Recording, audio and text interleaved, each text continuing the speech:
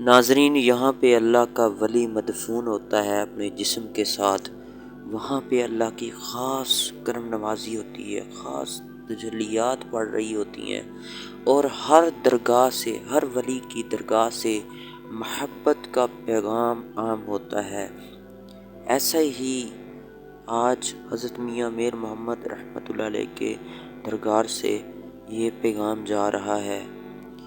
السلام علیکم ورحمۃ اللہ وبرکاتہ۔ ناظرین، میں حاضر ہوں حضرت میاں محمد میر رحمۃ اللہ علیہ، ان کی درگاہ لاہور میں واقع ہے، یہاں پہ ہم اس ٹائم موجود ہیں۔ آپ رحمۃ اللہ علیہ 15ویں صدی میں لاہور میں تشریف لائے۔ آپ کا لاہور میں قیام تقریباً 60 سال بنتا ہے، اور آپ کی عمر تقریباً 100 سال 95 سال آپ کی عمر ہے۔ آپ اولاد پاک ہیں، حضرت سید عمر فاروق خلیفہ دوم کی اولاد ہے۔ 28ویں پشت سے آپ کا شجرہ نسب حضرت امیر المومنین حضرت عمر فاروق رضی اللہ عنہ تک ملتا ہے۔ تو آپ کے والد مبارک حضرت سائیں محمد رحمۃ اللہ علیہ ہیں، آپ کی والدہ حضرت فاطمہ ہے۔